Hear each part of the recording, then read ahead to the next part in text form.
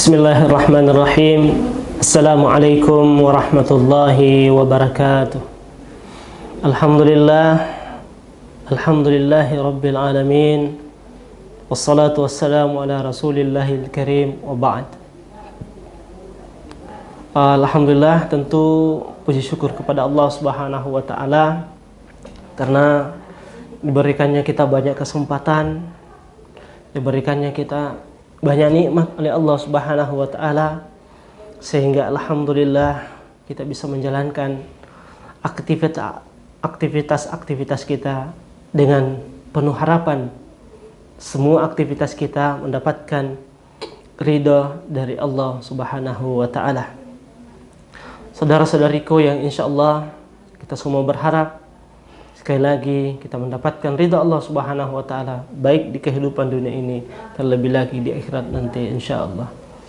Salawat dan salam kepada baginda Nabiullah Muhammad sallallahu alaihi wasallam, karena beliau yang telah memberikan kita penjelasan mana yang seharusnya kita perbuat, yang seharusnya kita lakukan demi mendapatkan keridaan Allah Subhanahu wa taala, baik di dunia ini terlebih lagi di akhirat nanti insyaallah. Pada kesempatan ini, terutama hari ini adalah hari Jumat, akan memberikan satu rutinitas kebiasaan Nabi Shallallahu Alaihi Wasallam yang diajarkan kepada para sahabatnya, bahwasanya di hari Jumat itu ada tersendiri kegiatan-kegiatannya. Yang pertama apa? Yang pertama adalah memperbanyak qiraatul Quran, membaca Al-Quran. Kenapa membaca Al-Quran? Karena Rasulullah SAW di banyak riwayat dikatakan bahwa siapa yang membaca Al-Quran satu huruf, maka dia akan diberikan pahala satu huruf itu 10 pahala. Dan Rasulullah mengatakan satu huruf itu bukan dikatakan alif lam mim satu huruf, tapi alif satu huruf, lam satu huruf, dan mim satu huruf. Saudara-saudaraku sekalian yang insya Allah dalam ridha dan lindungan Allah Subhanahu wa taala, di hari Jumat itu mulai malam sampai menjelang maghrib di hari Jumat itu dianjurkan kita membaca Al-Quran. Yang paling dianjurkan adalah surah Al-Kahfi, surah Yasin, dan surah As-Saffat. 3 surah ini yang sangat dianjurkan oleh baginda Nabiullah Muhammad sallallahu alaihi wasallam. Oleh karena itu sekali lagi hari Jumat ini sebisa mungkin kita menghabiskan bacaan Al-Quran kita ini, terutama 3 surah tadi. Kemudian yang kedua yang sangat dianjurkan oleh baginda Nabiullah Muhammad SAW di hari Jumat adalah memperbanyak salawat, ya, memperbanyak salawat kepada baginda Nabiullah Muhammad SAW. Kenapa salawat?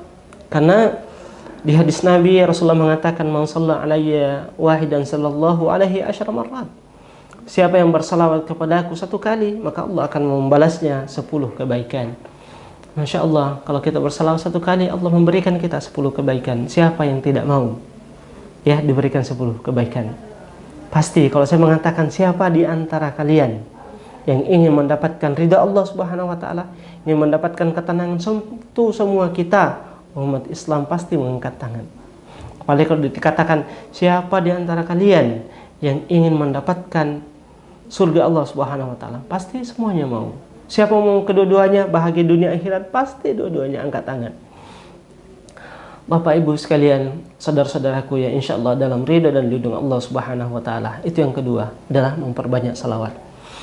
Yang ketiga adalah kita mempersiapkan diri, terutama laki-laki, saudara-saudara sekalian yang laki-laki, mempersiapkan diri untuk menghadiri sholat Jumat, mandi, kemudian memakai pakaian yang bagus, memakai wangi-wangian dan lain sebagainya. Kita harus betul-betul mempersiapkan. Di awal waktu kita hadir di masjid. Untuk apa? Mengaji, tadi membaca sholawat, berzikir dan yang lain sebagainya. Kemudian yang keempat adalah kita gunakan waktu yang singkat untuk berdoa. Ada waktu yang singkat, dan di mana doa tersebut di waktu yang singkat itu, doa itu diijabah oleh Allah. Ulama kita memberikan pandangan penjelasan tentang waktu yang singkat tersebut. Ada yang mengatakan di antara 2 khutbah khutbah pertama dan khutbah kedua. Saat khatib duduk dari khutbah pertama, setelah menyampaikan khutbah pertama kemudian duduk, disitulah kita berdoa. Waktu sangat singkat, tapi Rasulullah sangat menganjurkan untuk kita berdoa. Nah, kenapa? Allah insya Allah mengijabah doa tersebut.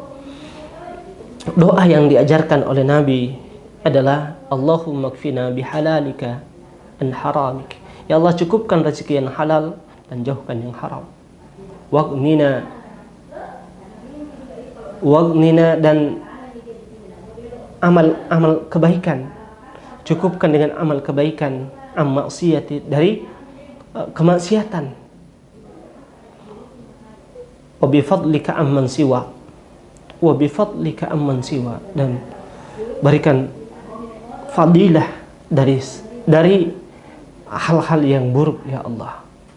Ya, bahwasanya kita meminta keridhaan kepada Allah agar dicukupkan rezeki yang halal, amalan yang baik, kemudian kita dijauhkan dari kemaksiatan. Subhanallah, ini doa yang diajarkan langsung oleh Allah Subhanahu wa taala. Kemudian pandangan kedua tentang waktu yang singkat itu antara asar dan maghrib di hari Jumat. Artinya setelah sholat asar, kemudian sebelum sholat maghrib, itu sangat dianjurkan kita berdoa. Rasulullah mengajarkan tadi, Allahumma kfina bihalalika an haramika, waqdina bi'amalik an maksiatik, wa bifadlika amman siwa. Itu sangat dianjurkan oleh Rasulullah SAW. Kemudian yang kelima, amalan yang kelima yang sangat dianjurkan oleh baginda Nabi Allah Muhammad SAW adalah memperbanyak sedekah. Alhamdulillah, hari ini saudara-saudaraku banyak yang tersentuh hatinya, yang punya kelebihan harta, memberikan sedekah di hari Jumat. Ada namanya sedekah Jumat, ya, yang terkenal hari ini. Semoga semua itu bisa menjadi amal jariah untuk kita semua, terutama bagi yang bersedekah tadi. Coba bayangkan Anda membagi nasi itu, kemudian membagikan kepada orang. Orang itu makan, dan itu dari hasil makanan yang dia makan itu menjadi daging, selama itu menempel di tubuhnya, selama itu pula Anda mendapatkan pahala jariah dari dia, sebab Anda memberikan makanan menjadi daging, dan itu yang dihitung oleh Allah Subhanahu wa taala menjadi pahala jariah pada diri Anda. Jadi sekali lagi, saudara-saudariku yang mempunyai kelebihan harta, jangan pernah berdiam diri di hari Jumat, karena ini sangat dianjurkan oleh Allah. Bukan hanya hari Jumat, di hari-hari yang lain pun boleh, tapi hari Jumat itu adalah amalan yang dianjurkan oleh Rasulullah Sallallahu Alaihi Wasallam. Saya kira cukup apa yang sempat saya sampaikan pada hari ini.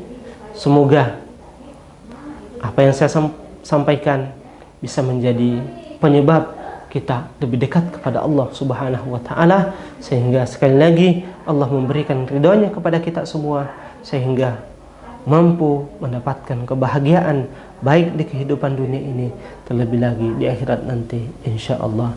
Hadanallahu wa iyyakum. Wassalamualaikum warahmatullahi wabarakatuh.